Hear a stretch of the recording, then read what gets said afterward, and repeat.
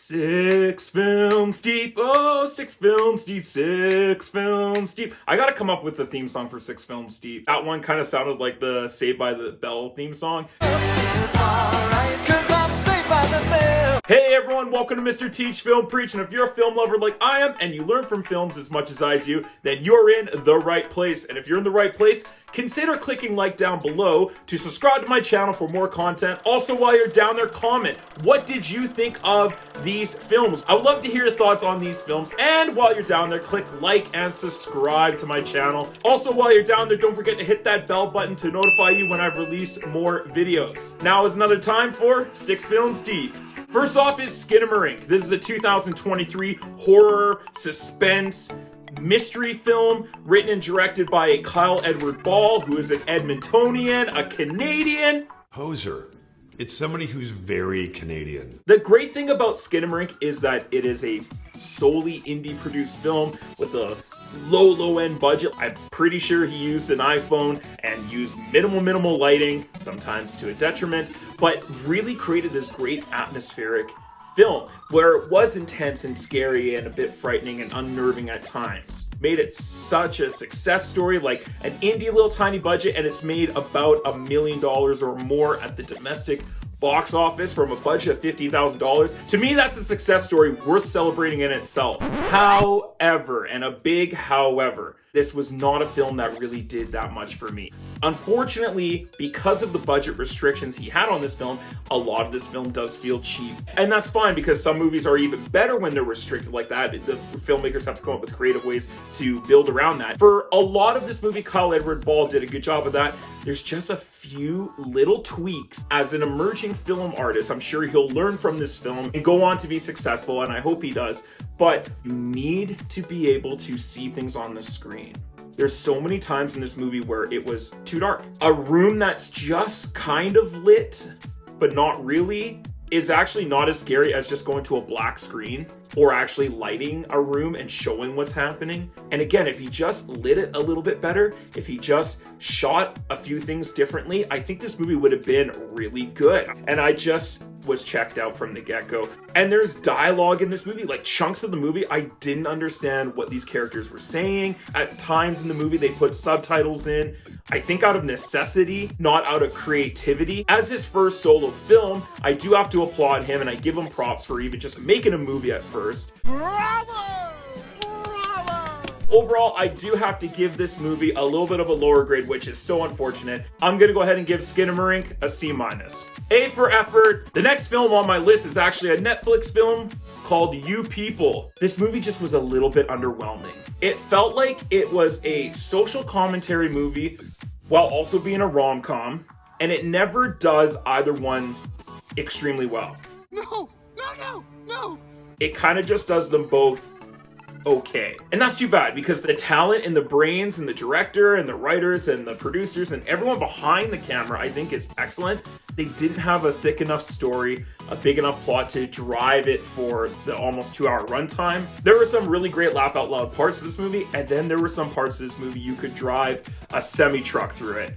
You could land a jumbo fucking jet in there. And I liked Jonah Hill's performance in this, and I didn't like his performance in this, because I felt like he was just playing really a little bit of a warped version of himself. I see why it was a Netflix film. Like, I'm glad I didn't go see this movie in theaters, because I think I would have walked out. Maybe I'm just becoming a crotchety, grumpy person. Yeah. It just didn't come together in the end. So I have to go ahead and give YouPeople a C. The next film is InfinityPool. This is written and directed by Brandon Cronenberg, who is the famed son of David Cronenberg. Haven't seen any of Brandon Cronenberg's other films. I think he's only done a couple, but this was my first venture into his world. And in some regards, this film is creepy as hell. There is a great premise here. I loved the actual intro into the movie and the story itself as it became like what it is. Like, you're going, what is happening? But these characters just get in these crazy situations. On this vacation, shit goes down. I love Mia Goth last year with X and Pearl. Oh, she was fantastic. She is the best part of this movie.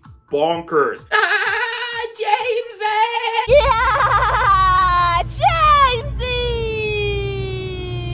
And I love it. I hope she just keeps making these horror genre films for 20, 30 years. Pump them out, Mia Goth. I definitely think Mia Goth is the true star of the movie, and the rest of the cast was pretty good. There's some crazy body horror warp scenes in this movie. Some times where I was going, what the hell is happening? And I like that this movie does that so well. However, I think the first half of this movie is so much better than the second half of this movie. The premise and the concept itself is awesome. I've never seen a movie quite like this before. A vacation gone wrong sort of movie like this. But the second half of the film is where I think the script really fell apart, where it became this sort of hedoism, rich people messing with everyone. And it really took the plot and the twist of the movie and then turned into something I didn't expect. In this regard, I didn't like it. I didn't think he took it in a direction. Felt like a rich person's blood fantasy, and I just wasn't into it. It's not my thing. While it is an incredible experience of a film,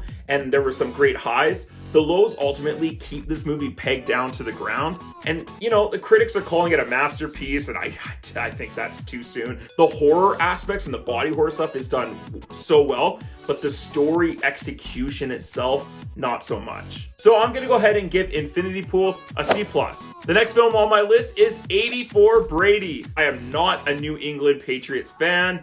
Go Eagles, even though they just lost. Why? Why are you doing this to us? You get Lily Tomlin, Jane Fonda, Sally Field, Rita Moreno, and you put them in a movie together. I'm gonna go check it out.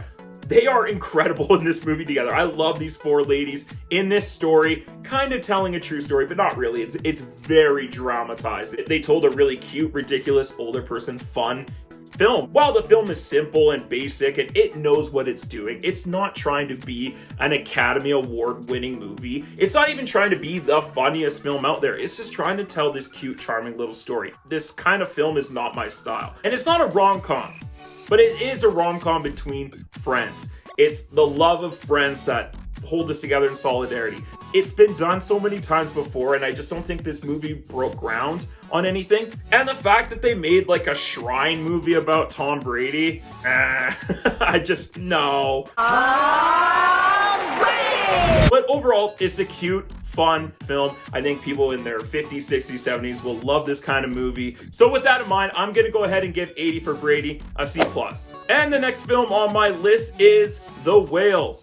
Written and directed by Darren Aronofsky, starring Brendan Fraser in a comeback role. I love it. My Canadian brother. Question 1, do you want to be Canadian? Question 2, really? Sadie Sink is his daughter. Hung Chow, who I absolutely fell in love with this year in the movie The Menu. First of all, I have to say the movie is definitely dependent on its performances, which are magnificent, and thank goodness it is, because it really does hold this movie up. This script is based on a stage play. It deals with all these heavy emotional themes, and the movie translates that somewhat well. However, this is one of those movies that I don't think it works as a film because it does feel so much like a stage play. It's all set basically within one room, within this one house, in this sort of danky house, and it's not very cinematic. And when I see a movie, whether it's a play or a drama or a historical to a musical or a comedy or a sci-fi film, I ultimately still want there to be something cinematic and engaging about the film.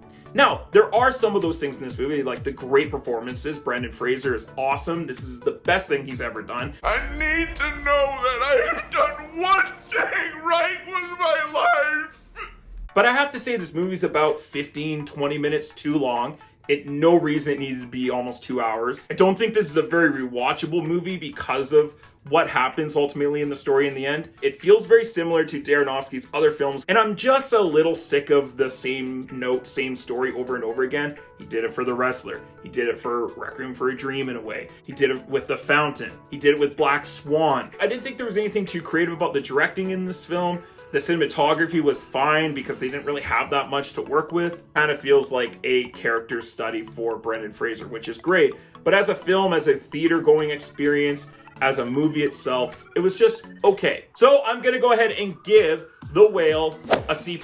And the last film on my list for today is A Man Called Otto. Based on the book called A Man Called Otto, this film stars Tom Hanks in the titular role of Otto, and it is a beautiful film. It sounds a little bit like a cheesy tearjerker, and honestly, going into the movie, I kind of thought it was going to be like that. I hadn't read the book, I hadn't seen the film, and it is in some ways, but ultimately, the sum of its parts are actually pretty good. I was kind of pleasantly surprised with this film. Tom Hanks has had a couple of movies lately, especially with Elvis, that I didn't think particularly worked with him. It was like the return of Tom Hanks. I went, Tom Hanks is back, baby, yes! Yeah! However, the standout performance in this movie is Mariana Trevino. She is the neighbor, the mother who moves in across the street from Otto, who ends up becoming friends, and you get to see their friendship and dynamic change. And I love the tension between the two, but also the friendship that develops. It is so beautiful. Are you always this unfriendly? I am not unfriendly. Okay, you're not. Every word you say is like a warm cuddle. The story itself is fun, but it's also not complicated. It's not trying to be this epic story. It does have some flashbacks that I think took me out of it at times, where the flashbacks just didn't work. I don't think it was necessary. I know the book has these very serious flashback scenes of Otto and his wife when they met when they were younger. That seems super important. Every time we did a flashback in this film, it just put the brakes on the movie. And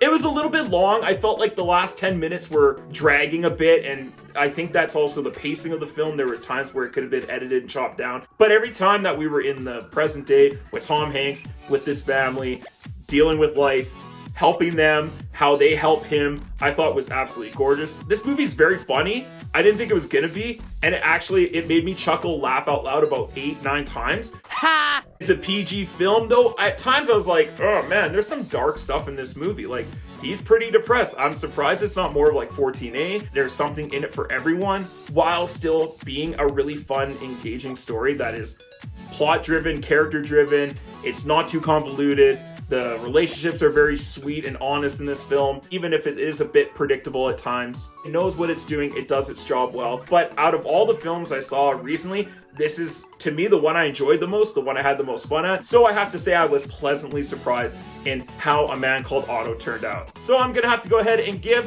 A Man Called Otto a B. What did you think of these 6 films? I would love to hear your ranking down below. And which ones did you love? Which ones did you hate? Do you agree or disagree with me? And while you're down there, click that like button and subscribe to my channel. Also, while you're down there, don't forget to hit that bell button to notify you when I release more videos. Thank you so much for checking out Mr. Teach Film Preach. Hope you all had a great time. I know I did. Come back and check out some other videos like Plane, Missing, and Knock at the Cabin. Have a great day, everyone. Come back and check out some other videos, and we'll see you on the next one. Stay focused, stay awesome, and as always, let's get taught.